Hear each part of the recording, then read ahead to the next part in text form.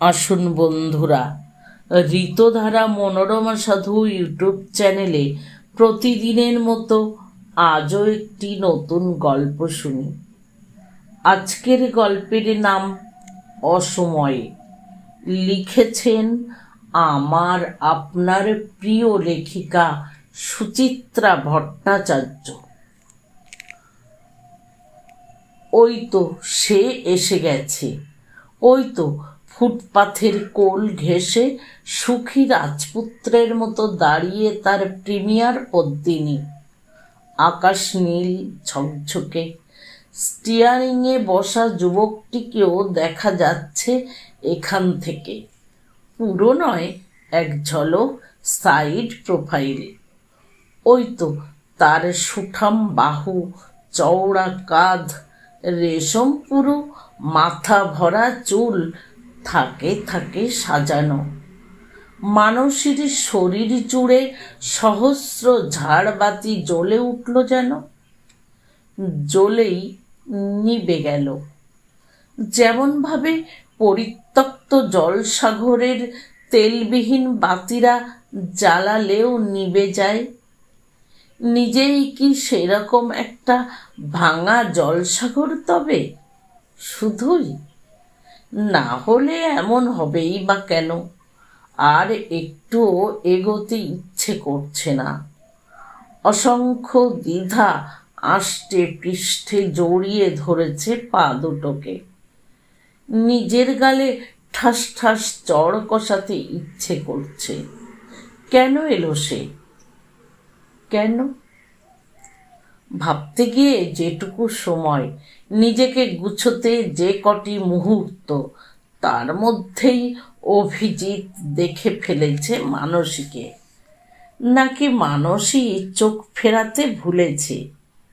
মোম পালিশ করা হালকা বাদামি রং দীর্ঘ শরীর নেমে এলো ডোর লক খুলে। মানসী নিথর, মানুষ নয়, যেন এক অলৌকিক জাদুকর হাসি ছিটিয়ে সম্মোহিত করে ফেলছে তাকে। কাছে এগিয়ে এলো, আরও কাছে, একেবারে সামনে এসে দাঁড়ালো। আরে, আপনি এসে গেছেন? কতক্ষণ? দেখতে পাইনি তো। মানসীর ঠোঁটে অবশ হাসি। এই তো। ঋজু দেহ সামনের দিকে ঝুঁকল সামান্য। ম্যাজিক শেষে জাদুকর যেভাবে অভিবাদন কুড়োয়, অবিকল সেই ভঙ্গি। একগোছা চুল পালকের মতো কপাল ছুল। আমি কিন্তু অনেকক্ষণ এসে বসে আছি, বসে বসে শুধু টস করে যাচ্ছিলাম। কি, এই আপনি আসবেন কি আসবেন না? ও, মানসী ত্রস্ত চোখে চারদিকে দেখে নিল একবার, একটু গুছিয়েও নিল নিজেকে। নাও আসতে পারতাম, সংসার থেকে সময় বার করা যে কি কঠিন। রাইট। অভিজিৎ তার মায়াবী হাসি ছড়িয়ে দিল বাতাসে। এই তো দেখুন না, কাজের সময় থেকে সময় বার করতে গিয়ে গোটা দিনটাকে আজ ছিঁড়ে দিতে হলো। কিরকম? মানসী ভুরু তুলল। কিরকম আবার? আজ অফিসে জরুরি কনফারেন্স, কালই নোটিশ পেলাম এমডি আসছে। এদিকে আমি চোখ বুজে ডুব। মা, আপনার খুব অসুবিধে করলাম তবে? তা একটু করলেন বই কি। কথার ফাঁকে হাসির ঝলক। কনফারেন্সে থাকাটা আজ দরকার ছিল। ইস, ছি ছি, খুব খারাপ হলো।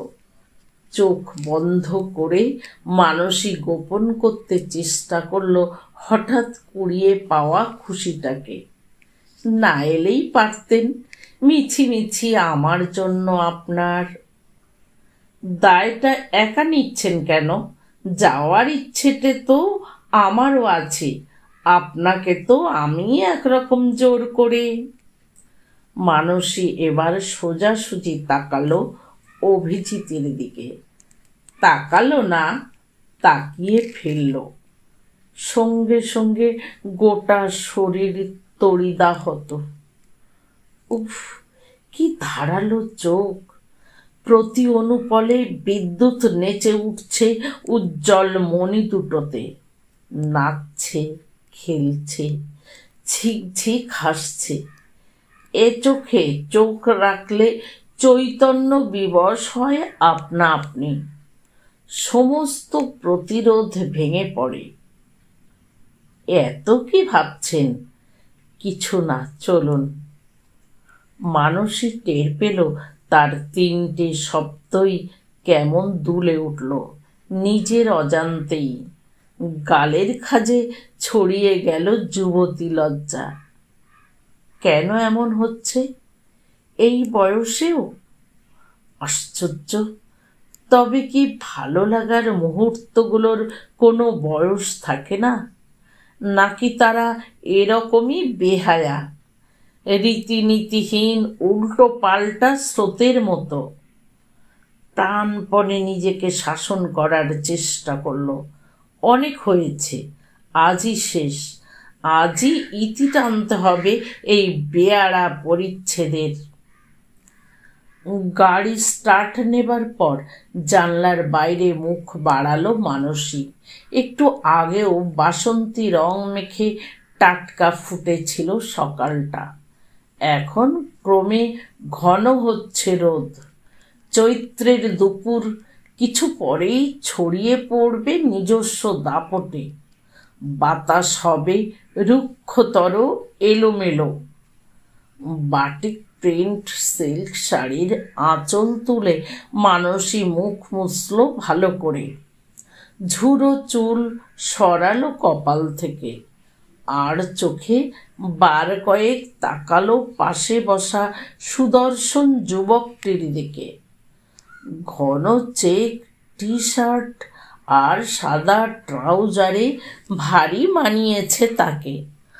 আঙুলের ফাঁকে সিগারেট ধোঁয়া ওড়াচ্ছে গর্বিত ভঙ্গিতে।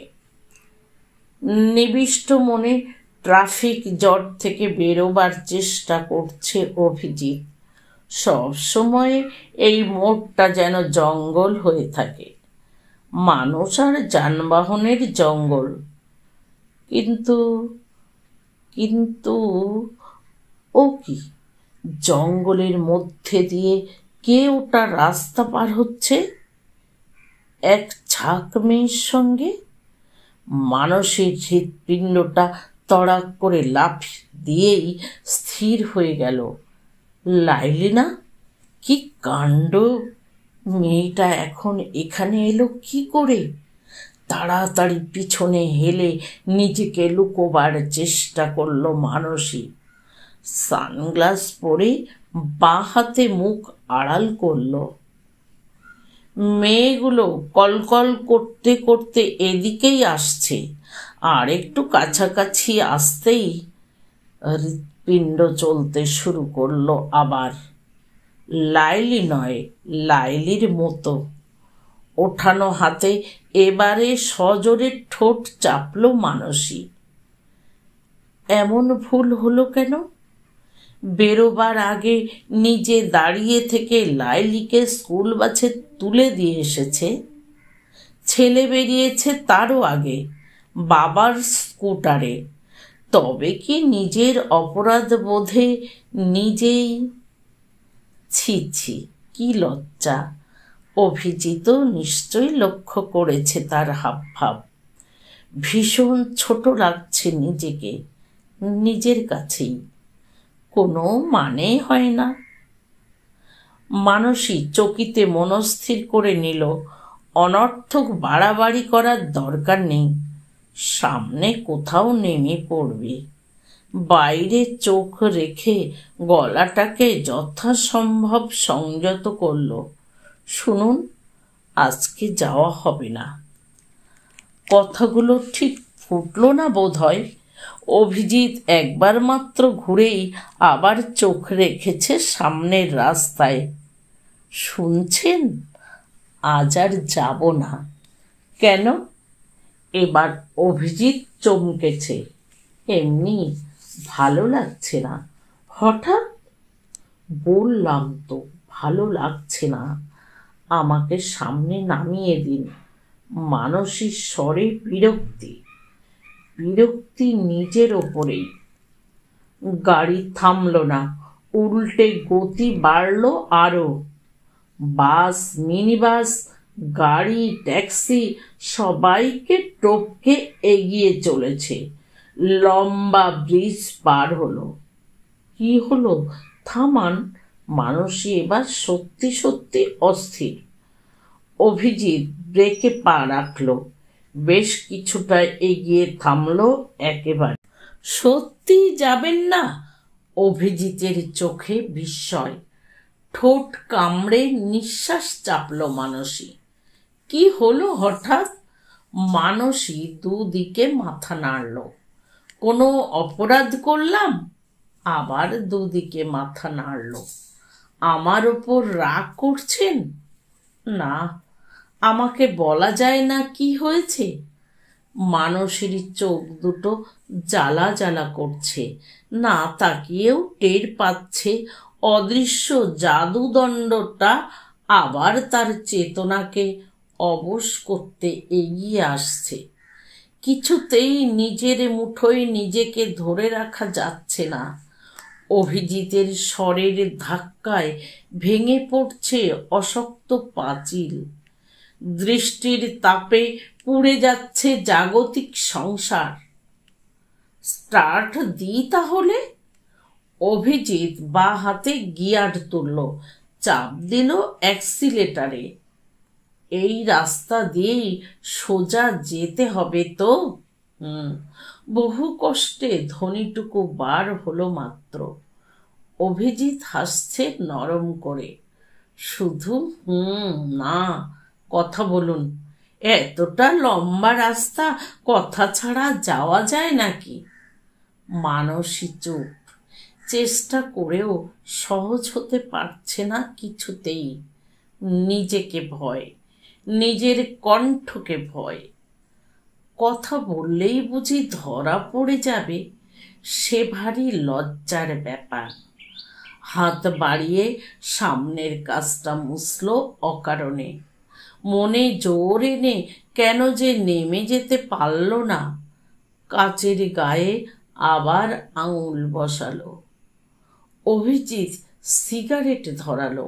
আপনাকে দেখে কিন্তু বোঝাই যায় না আপনি এত মুডি। মানসী সিটে হেলান দিল। দিদির বাড়িতে প্রথম দিন দেখে আপনাকে কিন্তু একদম অন্যরকম মনে হয়েছিল। অন্যরকম? কি রকম? শত চেষ্টা করেও কিছুতেই প্রশ্নটা উচ্চারণ করতে পারল না মানসী। গলা জুড়ে চাপ মেঘ জমা হয়ে গেছে কখন। নিজেকে বোঝাতে চাওয়ার থেকেও না বুঝতে দেওয়ার কষ্ট অনেক বেশি।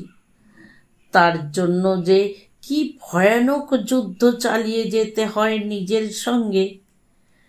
নিরন্তর জবাবদিহি করতে হয় নিজের কাছেই। কেন এমন হয়? ভরাট শান্ত দিঘির মতো টলটলে সুখী সংসার তার। নিরীহ স্বামী, প্রাণবন্ত ছেলে মেয়ে। ছেলে মেয়ে মানুষ করা, রান্না খাওয়া, ঘর গোছানো, মাঝে মাঝে স্বামী সংসর্গ। সকলেরই যেমন থাকে। আর কি? এতদিন পর 40 বছর বয়সে পৌঁছে সে সব কিছুই কেন এত ম্লান লাগে? মেড়ে মেড়ে মনে হচ্ছে আরও যেন কিছু পাওয়ার ছিল। কি সেটা? কি? মানসী বড় করে শ্বাস ফেলল। অভিজিৎ হয়তো নিমিত্ত মাত্র, হয়তো একটা শূন্য জায়গা ভরাট করতেই অভিজিৎ। মানসীর বুক কেঁপে উঠল। ঠিক তখনই বিশাল এক ট্রাককে জায়গা দিতে সজোরে বাঁ দিকে গাড়ি ঘুরিয়েছে অভিজিৎ। আচমকাই মানসী জানলা চেপে ধরে সামাল দিল নিজেকে। ইস, কি বিশ্রীভাবে গাড়ি চালায় সব। দোষটা পুরো ওর নয়। অভিজিৎ হাসছে অপ্রস্তুত মুখে। আমি একটু অন্যমনস্ক হয়ে পড়েছিলাম। মানসী সোজা হলো। অনেকক্ষণ পর স্বাভাবিক হাসি এলো ঠোঁটে। জোর ঝাঁকুনিটা শরীরের সঙ্গে মনের আরও যেন ভেঙে দিয়েছে অনেকটা। কি ভাবছিলেন? বলবো কেন? অভিজিতের হাসি তরল। আপনি আমাকে বলবেন আপনি কেন এতক্ষণ ঘুম মেরেছিলেন? ও মা, ঘুম ছিলাম কোথায়? আমিও তো ভাবছিলাম। কি? কত কথা, ঘর সংসারের কথা, ছেলে মেয়ের কথা। আমার মতো আদবুড়িদের ভাবনার শেষ আছে কখনো? কথাগুলো বলে ফেলেই আলগোছে লক্ষ্য করল পাশের যুবকটিকে। একটু কি থমকালো? সঠিক বোঝা গেল না। সিগারেটের নীলচে ধোঁয়া উড়িয়ে বলল, আপনারা মেয়েরা এত তাড়াতাড়ি বুড়িয়ে যেতে ভালোবাসেন কেন বলুন তো? বাহ, বয়স হচ্ছে, বুড়ি হব না? আমার বয়সে পৌঁছলে আপনিও। সরি, মানতে পারলাম না। অভিজিৎ স্টিয়ারিং সামান্য ঘোরালো। বয়স বাড়ে শরীরের, শরীরের কিছু সেলের। মন ক্যান স্টে এভার ইয়াং। তাছাড়া আপনি যতটা বলেন আপনাকে দেখে ততটা মোটেই মনে হয় না। আপনি ইউ লুক কোয়াইট ইয়াং। কথাটায় স্তুতি আছে কি কোনো, নাকি কোনো হারানো রং, অথবা অদৃশ্য ফুলের গন্ধ? অভিজিতের কথার সবটুকু রূপ গন্ধ মনে মেখে নিল মানসী। মুখে অবশ্য বলল, সে আপনার চোখের দোষ, বলেই জানলার বাইরে চোখ ফেলল। তারপর দুম করে অসংলগ্ন প্রশ্ন করে বসলো একটা, আমার কর্তাকে আপনার কেমন লাগে? একটু যেন হোঁচট খেল অভিজিৎ। সামলে নিল পরক্ষণেই। ভালোই তো, বেশ ভালো, স্মার্ট, ভালো চাকরি বাকরি করেন, অ্যাম্বিশাস, বাড়ির সবার ওপর যথেষ্ট অ্যাফেকশন আছে বলেও মনে হয়। রাস্তার দুধারে পার্থেনিয়ামের ছোপ। সেদিকে তাকিয়ে থাকতে থাকতে চোখ থেকে সানগ্লাস নামালো মানসী। ওই বয়সের পুরুষেরা মোটামুটি সব একই রকম হয়। আপনার ভালো লাগে না? কি জানি, লাগে হয়তো। মানসীর স্বর উদাস। আবার একটা গাড়িকে পাশ দিতে স্পিড কমিয়েছে অভিজিৎ। তারপর হাওয়ার সঙ্গে গতি বাড়িয়েছে। একটা কথা বলবো, রাগ করবেন না? বলুন। নিজের ভালো লাগা না লাগা আপনি বুঝতে পারেন। অভিজিতের কথায় কিসের ইঙ্গিত? মানসী টান টান হলো। শিকড় থেকে টান পড়ছে শরীরে। এখন একটা স্পর্শেই ঘটে যেতে পারে ভূমিকম্প। ভালো লাগার, মানসী জানে। জোর করে তবু নিজেকে বাঁধতে চাইল প্রাণপণ। কারণ ছাড়া কথা ঘোরালো। দেখেছেন দুপাশে কেমন শুধু পার্থেনিয়ামের জঙ্গল? গাছগুলো বিষাক্ত না? বিষাক্ত তো বটেই। অভিজিতের উত্তর নির্বিকার। তাহলে এগুলো কেটে ফেলা হয় না কেন? কত কাটবে, আবার বীজ পড়বে, আবার হবে। মানসীর সঙ্গে এতাল বেতাল বকে যেতে অভিজিৎ যেন মজা পাচ্ছে খুব। মানসীও তর্ক চালালো, বীজ পড়ে কেন? কেন আবার বেখেয়ালে? দুনিয়ার সব কিছুই কি নিয়ম মেনে হয়? অসতর্ক শব্দটা তাহলে ডিকশনারিতে থাকতোই না। ঠিক। মানসীর কপালে ভাঁজ পড়ল। সতর্ক থাকতে চাইলেও সতর্ক থাকা যায় না অনেক সময়ে। অভিজিৎ হাত বাড়িয়ে পেছনের গাড়িটাকে এগিয়ে যাওয়ার ইশারা করল। থাকার দরকারটাই বা কি?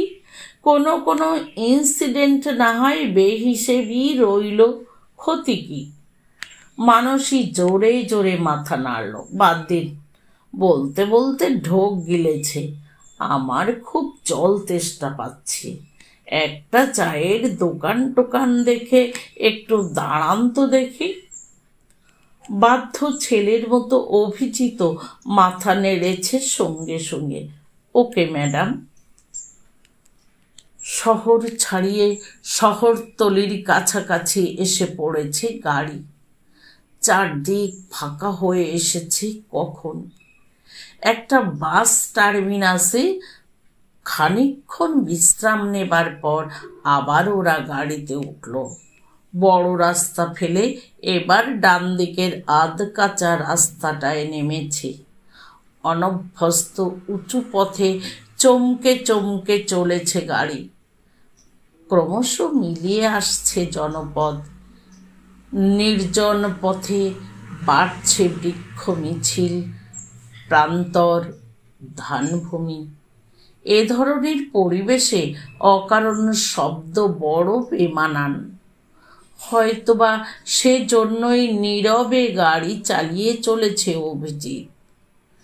মানসী নিঃশব্দে বুকে ভরে নিচ্ছে প্রকাণ্ড আকাশটাকে। এক সময়ে গাড়ি এক পঞ্চবটির কাছে এসে পৌঁছতে মানসী নীরবতা ভাঙল। বাচ্চা মেয়েদের মতো উল্লসিত হয়ে উঠল হঠাৎ। এসে গেছি, এসে গেছি, ওই তো ওই বটগাছটা। অভিজিৎ ব্রেক চাপল। সে কি, পৌঁছে গেলাম? হ্যাঁ, এখানটাই নামতে হবে। মহিরুহটাকে পার হয়ে অভিজিৎ ইঞ্জিন বন্ধ করল। একটু তাড়াতাড়ি পৌঁছে গেলাম না? তাড়াতাড়ি না, কতটা রাস্তা চলে এসেছি বলুন তো। মানসী দরজা খুলে বেরিয়ে এলো বাইরে। আর কিন্তু গাড়ি যাবে না, এখান থেকে হাঁটতে হবে। সে তো বুঝতেই পারছি। অভিজিৎ গাড়ি লক করে নেমে দাঁড়ালো। কোমরে হাত রেখে আড় ভাঙল শরীরের। আকাশের দিকে মুখ তুলল। বাহ, জায়গাটা দারুণ তো। এইখানে ধারে কাছে মানুষ টানুষ থাকে না? থাকে। দুরন্ত বাতাসের হাত থেকে আঁচল টেনে নিল মানসী। ওই দূরে ঝোপ ঝোপ মতন দেখছেন, ওদিকটাতেই জনবসতি। ঘন ঘাস মারিয়ে মন্দিরের রাস্তায় পা বাড়ালো অভিজিৎ। চোখে মুখে গাঢ় মুগ্ধতা। সত্যি দারুণ একটা জায়গা চুজ করেছেন। আমি চুজ করতে যাব কেন? এবড়ো খেবড়ো পথে সাবধানে পা ফেলছে মানসী। মন্দিরটা এখানেই তৈরি করা হয়েছে। রেগুলার পুজো হয় এখানে? এক সময় হতো, এখন আর কিছুই হয় না। চলুন না, গেলেই দেখতে পাবেন। বলতে বলতে মানসী দূরমনস্ক, অথচ ছোটবেলায় যখন আসতাম তখনও কি রমরমা। সকাল বিকেল পুজো হতো মহাকালের। অনেক দূর থেকে ঘণ্টার শব্দ শোনা যেত। এখন ভাঙা মন্দিরে পাথরটাই পড়ে আছে শুধু। লোকজন এসে মাঝে মাঝে সিঁদুর মাখিয়ে যায়। আর সেই গাছটা কোথায় আছে যার কথা সেদিন বলছিলেন? ইচ্ছের গাছ? হ্যাঁ, ওটাও ওইখানেই আছে। গেলেই দেখবেন কত লাখ লাখ ঢিল বাঁধা ডালপালায়। কি গাছ কে জানে, অর্জুন টর্জুন হতে পারে। মানসী সামান্য দম নিল। জানেন, গড়িয়া থেকে ছোটবেলায় প্রায়ই চলে আসতাম এখানে মার সঙ্গে। মা এসে ঢেলা বেঁধে যেত গাছে, মন্দিরে পুজো দিত। তারপর আর কি? তারপর বহুকাল আসা হয়নি। অনেক দিন পর আবার যখন এলাম তখন একেবারে ভাঙাচোরা, ডিজার্টেড। সেও প্রায় বছর 10 আগে, ছেলেটা হবার আগে। মানসীর নিঃশ্বাস কেঁপে উঠল। ছোট মতন এক ডোবার ধারে এসে দাঁড়িয়ে পড়ল দুম করে। ডোবার গা বেয়ে ঘুরে গেছে সরু পায়ে চলা পথ। ঘুরে ঘুরে ভাঙা চাতালে মিশেছে। দুধারে ঝোপঝাড়, আগাছা, এক আধটা মাটির ঘটের টুকরো, ছোট বড় ইট ছড়িয়ে ছিটিয়ে এখানে সেখানে। ধুলো উঠছে শুকনো বাতাসে। বড় নিশুত, নিঝুম চারদিক। এত নিঝুম যে গা ছমছম করে। সেই গা ছমছম ভাবটুকু কাটাবার জন্য অভিজিৎকে ডেকে ফেলল মানসী। আসুন। অভিজিৎ শুনতে পেল না। উজ্জ্বল রোদে আরো উজ্জ্বল হয়ে দাঁড়িয়ে আছি। দূর থেকেই চেঁচিয়ে উঠল, আপনাকে কিন্তু দারুণ দেখাচ্ছে, সুন্দর নিসর্গের মতো। মানসীর চোখ স্থির হলো ডোবার বন্দি জলে। অভিজিতের কথাগুলো ভেসে ভেসে ছড়িয়ে যাচ্ছে নির্জনতায়।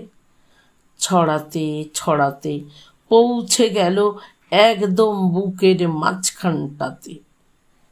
এখানে আর কেউ পৌঁছতে পারে না। রীতি, নিয়ম, সমাজ, সংসার, কেউ না। মানসী স্পষ্ট অনুভব করতে পারছে এই সত্যটুকু। ন্যায় অন্যায় নয়, উচিত অনুচিত নয়, এই মুহূর্তে একটা গভীর স্পর্শ কামনা করছে তার মন, তার দেহ। একটা বলিষ্ঠ হাতকে আঁকড়ে ধরতে ইচ্ছে করছে। রোজই তো সব কিছু নিয়ম মতন হয়, আজ হোক না একটা বেনিয়ম। বলিষ্ঠ সুন্দর হাতটাকে আজ সে বেঁধে দিয়ে যাবে ইচ্ছের ডালে। এর জন্যই তো সব ভুলে, সব ফেলে এত দূর আসা।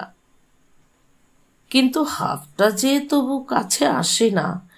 বিশাল মহিরুহের ডাল বেয়ে বৃথাই নিঃসঙ্গ রোদের টুকরোগুলো জাফরি কাটে মুখে, শরীরে। চৈত্র বাতাস ভাসিয়ে নেয় আঁচল। আসুন। মানসী আবার ডাকল স্বগতভাবে। ইচ্ছের ঢেলা এতক্ষণে কাছে আসছে। ধুলো মারিয়ে আরো কাছে এলো, একেবারে মুখোমুখি। মানসী দুহাত বাড়ালো। দুহাতে দুর্লভ সময়টাকে ছুঁয়ে থাকলো কিছুক্ষণ। তারপর সম্বিত ফিরল আচমকাই। চলুন, বেলা বেড়ে যাচ্ছে। অভিজিতের ঠোঁটে হাসি ফুটল, অপূর্ব মোহময় এক পুরুষালী হাসি। সেই হাসির মধ্যে দিয়ে সেও যেন ফিরল নিজের মধ্যে। সহজভাবে ভেঙে দিল স্খলিত সময়টুকুকে। চলুন, ইচ্ছের গাছ ডাকছে আপনাকে। ভাঙা চাতালে পৌঁছে মানসী অসহায়ভাবে ফিরে তাকালো।